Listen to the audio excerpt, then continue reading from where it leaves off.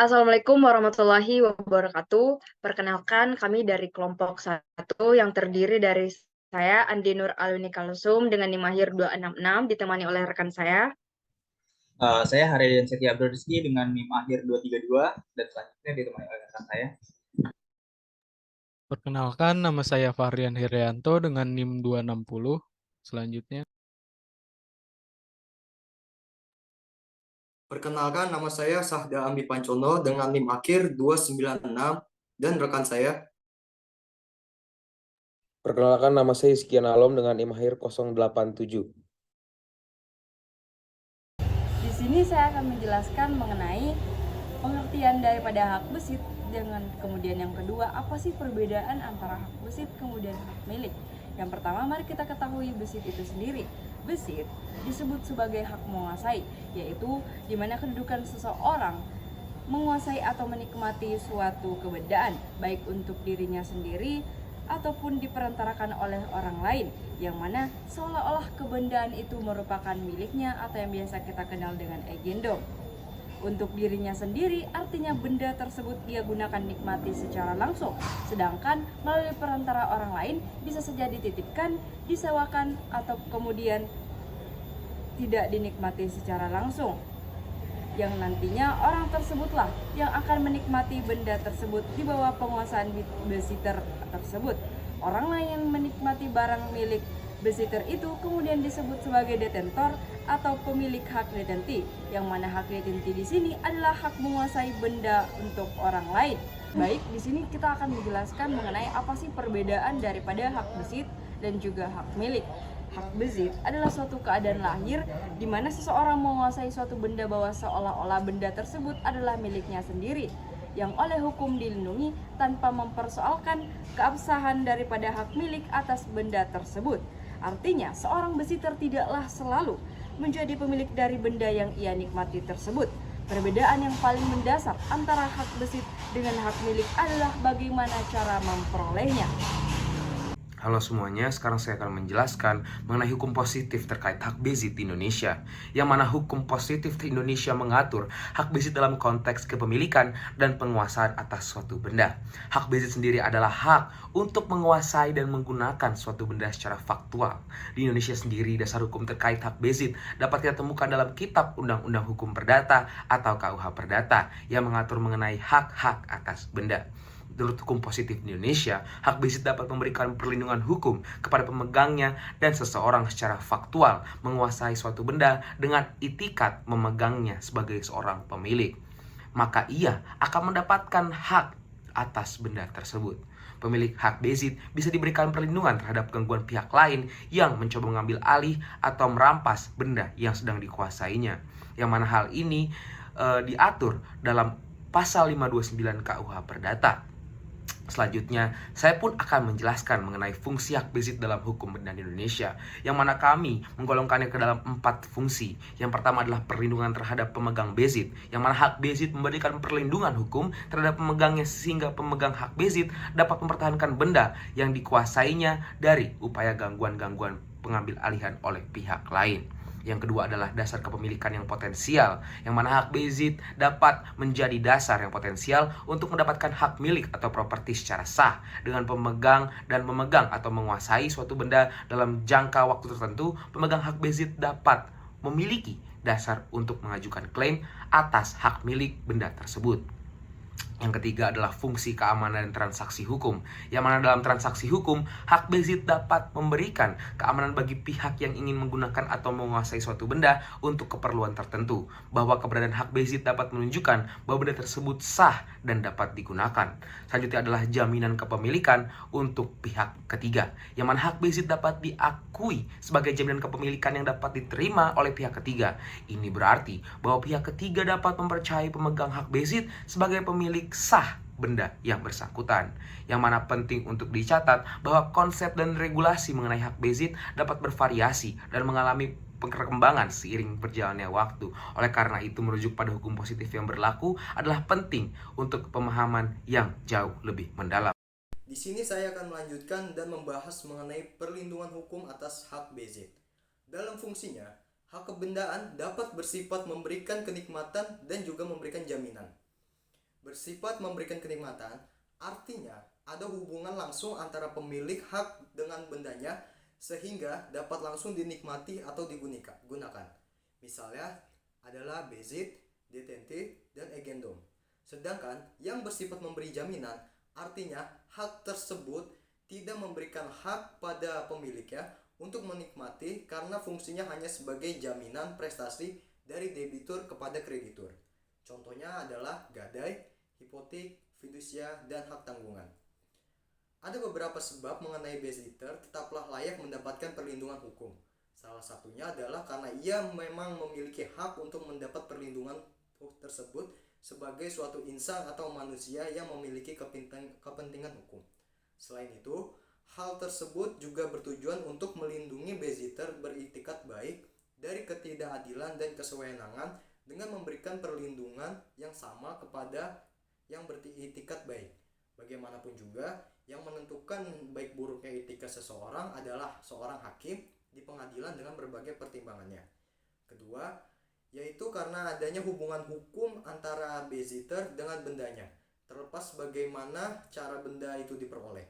Hubungan hukum tersebut tentu bukanlah hal yang dapat diputus begitu saja.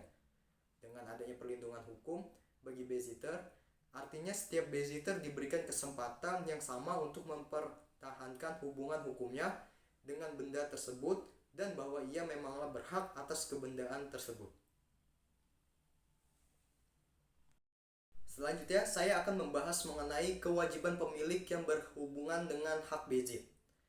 Saya ulas kembali, yang dimaksud dengan bezit ialah keadaan memegang atau menikmati sesuatu benda yang dikuasai oleh seseorang baik atas upaya sendiri maupun dengan perantaraan orang lain, seolah-olah benda itu adalah miliknya sendiri.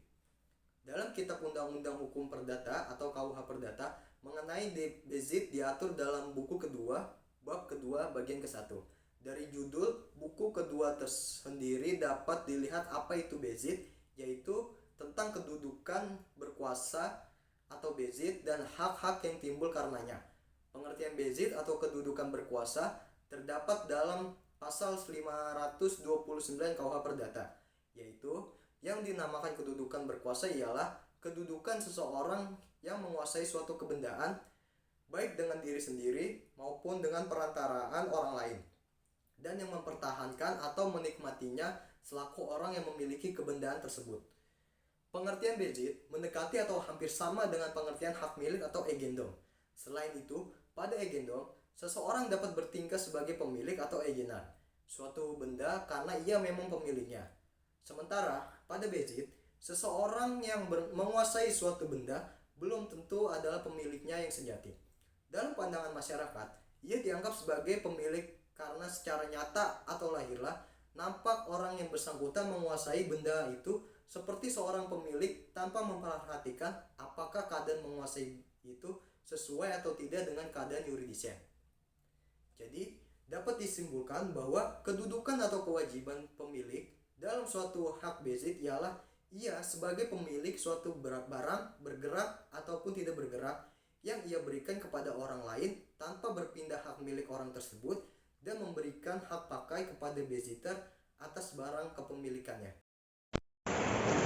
Selanjutnya, saya di sini akan membahas mengenai jenis-jenis jaminan kebendaan. Yang pertama, gadai. Ketentuan gadai diatur di dalam pasal 1150 sampai dengan pasal 1160 KUH Perdata, yang dimana benda yang digadaikan harus diletakkan di bawah kekuasaan si berpiutang atau kreditur. Contoh yang dapat digadaikan yakni seperti emas, berlian, serta kendaraan bermotor. Yang kedua, fidusia. Pasal 1 angka 2 Undang-Undang Fidusia mengatur benda yang dapat dijadikan jaminan dalam fidusia adalah benda bergerak, baik yang berwujud maupun yang tidak berwujud. Dan benda tidak bergerak, khususnya bangunan yang tidak dapat dibebani hak tanggungan. Yang ketiga, ada hak tanggungan yang diatur tersendiri dalam Undang-Undang Nomor 4 Tahun 1996 bahwa hak tanggungan adalah hak jaminan yang dibebankan pada hak atas tanah sebagai yang dimaksud dalam UU PA. Kemudian yang selanjutnya ada hipotek, yang dimana hipotek ini diatur dalam pasal 1162 sampai dengan pasal 1232 KUH Perdata. Satu-satunya objek yang dapat dijadikan sebagai hipotek adalah kapal. Ini karena tanah yang dahulu dijaminkan dengan hipotek telah dijamin dengan hak tanggungan sejak ada UU Nomor 4 Tahun 1996. Selanjutnya, praktik terkunci dalam menjamin hak besit dengan upaya seseorang untuk memperoleh hak milik atas suatu benda melalui penguasaan yang terus-menerus dan tidak terganggu.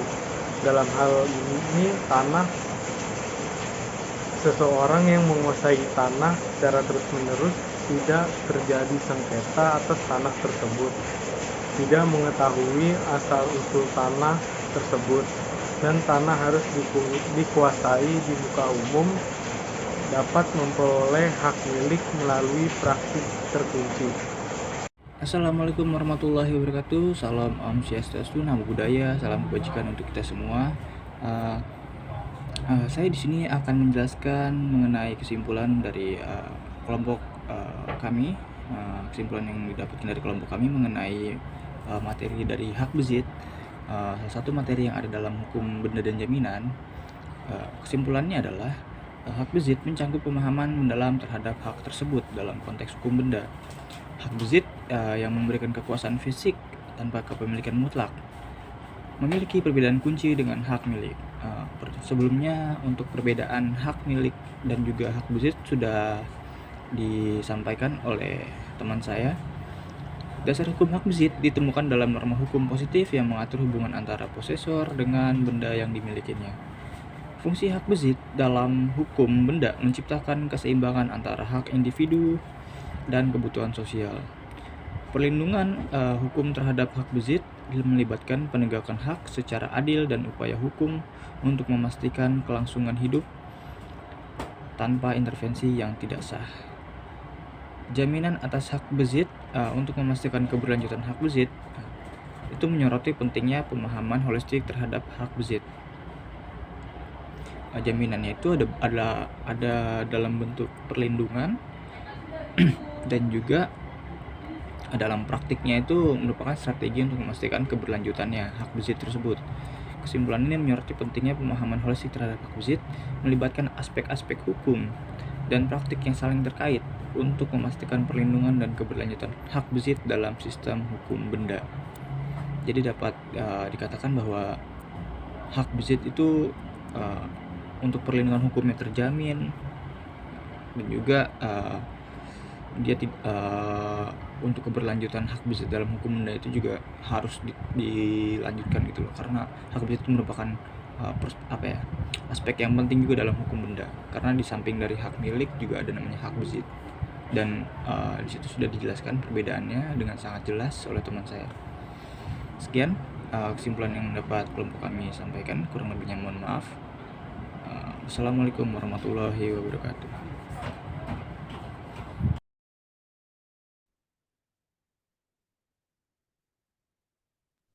Baik, demikian yang dapat kelompok kami sampaikan. Kurang lebihnya mohon maaf. Terima kasih semuanya.